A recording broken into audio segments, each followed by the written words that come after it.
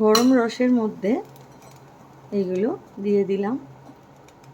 এইবার এটা কিছুক্ষণ চাপা দিয়ে রেখে তারপর এটা एकदम খাবার জন্য রেডি হয়ে যাবে। थोड़ी देर के लिए इसको ढक के रखना है 3-4 घंटा बस फिर वो खाने के लिए रेडी हो जाएगा। নমস্কার বন্ধুরা, আশা করি সকলেই সুস্থ আছেন, ভালো আছেন। টুকাইয়ের রান্নাঘরে আপনাদের সকলকে স্বাগত জানিয়ে আজকে রেসিপি শেয়ার করছি। আমি এক বাটি মতো ছানা জল ঝরিয়ে নিয়েছি, ল্যাংচা বানাবো। মিষ্টি রেসিপি শেয়ার করব আজকে আপনাদের সাথে। সেটার জন্যই আমি এখানে এক বাটি ছানা জল ঝরিয়ে নিয়েছি। এইটা একটু ভালো করে মেখে নিতে হবে। स्वीट्स का रेसिपी शेयर करेंगे आज आपके साथ। उसके लिए मैंने छेना घर पे ही बना लिया, उसका वीडियो नहीं किया इसके लिए कि ये ছানাটা খুব ভালো করে মেখে নিতে হবে ল্যাংচার জন্য। একদম এরকম দুলে দুলে যাতে না একটুও কোনো দানা থেকে যায়, তবেই ল্যাংচাটা ভালো হবে। আমি ছানা বানানোর ভিডিওটা শেয়ার করিনি এই কারণে, তাহলে মিষ্টি রেসিপিটা অনেক বড় হয়ে যেত। ছানাটা আমি ওই লেবু দিয়ে কাটিয়ে নিয়েছি, আপনারা চাইলে ভিনিগার দিয়েও কাটাতে পারেন। ছানাটা খুব ভালো করে মেখে নিয়েছি। মাখাটা ঠিক হয়েছে এইটা বোঝার জন্য এই যে দেখুন, এই যে একটুও दाना दाना কোনো নেই, एकदम प्लेन হয়ে গেছে। छेना बहुत अच्छे तरह से मसल लिया, बिल्कुल दानादार नहीं है। फिर ये एकदम মিষ্টির দোকানের মতো একদম পারফেক্ট ল্যাংচা বানানোর জন্য বাকি যে উপকরণগুলো লাগবে সেগুলো আমি অ্যাড করে নিয়েছি। এরকম ছোট এক বাটি গুঁড়ো দুধ, মিল্ক পাউডার, আর ওর হাফ নিয়েছি ময়দা। इसका आधा ले लिया मैदा। देसी घी एक चामच ऐड করে দিলাম, আর দিচ্ছি একটু এলাচ গুঁড়ো, এলাচি পাউডার আর দেশি ঘি। এইগুলো সব আরও একবার খুব ভালো করে মিশিয়ে নিতে হবে, ছানার সাথে মেখে নিতে হবে। যদি খুব বেশি শক্ত মনে হয় তাহলে একটু গরম দুধ খুব অল্প অল্প করে দেয়া যেতে পারে। थोड़ा सा आपको अगर ये टाइट लगा तो थोड़ा सा मिल्क आप दे सकते हैं इसमें। এটা খুব ভালো করে মেখে নিতে হবে। খুব অল্প অল্প করে দুধ দিয়ে আমি এটা এরকমভাবে মেখে নিয়েছি। এইবার এটার মধ্যে একটু দিতে হবে একদম এক চুটকি মতো বেকিং পাউডার, আর বেকিং পাউডারের থেকে একটু পরিমাণে বেশি বেকিং সোডা। এগুলো দিয়ে আরও একবার খুব ভালো করে এটা মেখে নেব। बेकिंग पाउडर और बेकिंग सोडा ऐड किया मैंने इसमें, और इसको बहुत अच्छे तरह से एक बार मसल लेंगे। ল্যাংচার জন্য একদম ডো রেডি হয়ে গেছে। এইটা এবারে কিছুক্ষণ এই 20 মিনিটের মতো একটু চাপা দিয়ে রেখে দেব। स्वीट्स के लिए एकदम ये डो रेडी हो गया। 20 मिनट के लिए इसको ऐसे ही ढक के ল্যাংচা বানানোর জন্য তাহলে মিষ্টির রসটা বানিয়ে নিচ্ছি। গ্যাসটা জেলে কড়াইটা বসিয়ে এক বাটি চিনি দিয়ে দিলাম। এবার এর মধ্যে যতটা চিনি দিলাম ততটা আমি এর মধ্যে জল ऐड করে দিচ্ছি।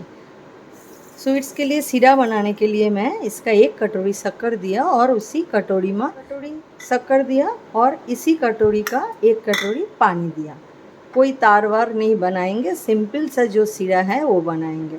কোনো তারওয়ালা রস বানাবো না, আমি সিম্পল যেটা একদম প্লেন মিষ্টির রস সেটাই বানাবো ল্যাংচার জন্য। চিনিটা একদম গলে গেছে, একদম রেডি হয়ে গেছে ল্যাংচা বানানোর জন্য রস।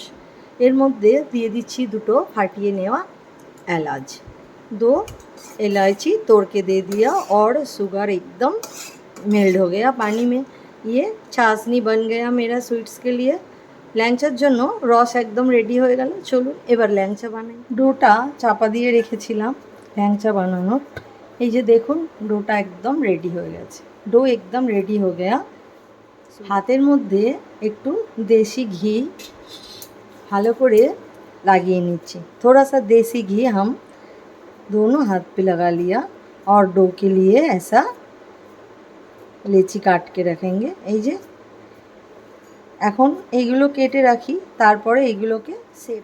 এই যে হাতে ঘি মাখিয়ে লেচিগুলো এইভাবে কেটে নিয়ে আগে গোল করে নিয়ে তারপরে হাত দিয়ে এইরকম লম্বা করে ল্যাংচা শেপ দিচ্ছি। আপনারা চাইলে আপনাদের পছন্দ অনুযায়ী শেপ দিতে পারেন। আমি ল্যাংচা যেহেতু বানাচ্ছি তাই ল্যাংচা শেপ দিচ্ছি। গোল করে নিয়ে জাস্ট খালি এরকম দেখুন সব ল্যাংচাগুলো বানিয়ে নিয়েছি।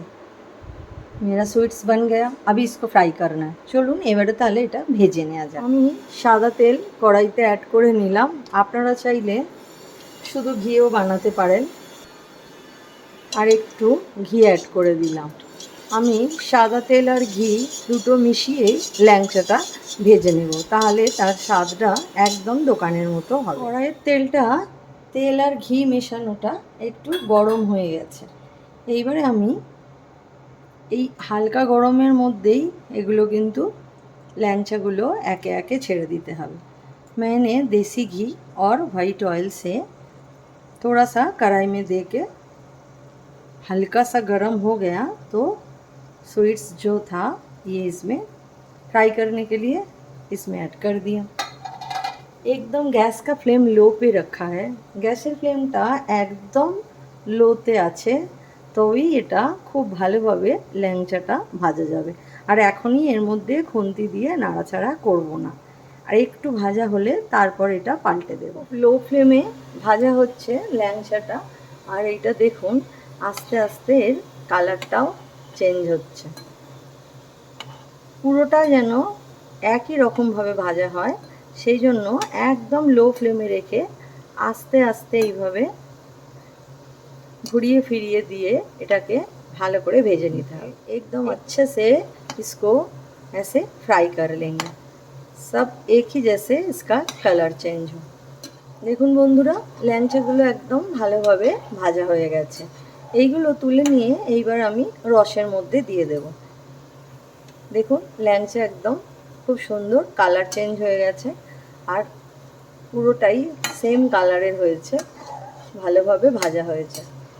स्वीट्स एकदम फ्राई होकर रेडी हो गया। अभी इसको छाछनी में এই রসটার মধ্যেই গরম রসটার মধ্যেই 1 চামচ देसी घी ऐड করে দিলাম।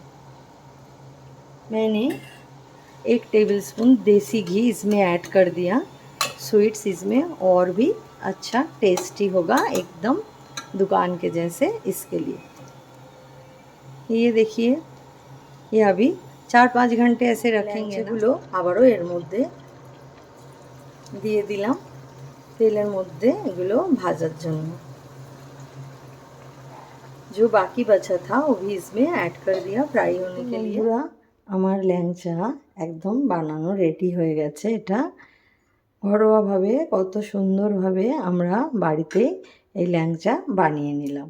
রেসিপি ভালো লাগলে অবশ্যই আমার চ্যানেলটাকে সাবস্ক্রাইব করে নেবেন, অল নোটিফিকেশান অন করে নেবেন, लाइक করবেন, कमेंटे জানাবেন আমাকে আপনাদের কীরকম লাগলো আমার रेसिपी। मेरी रेसिपी अगर अच्छे लगे तो मेरे चैनल को ज़रूर सब्सक्राइब कर लीजिए और कमेंट में मुझे बताइए मेरा रेसिपी कैसे लगा आपको।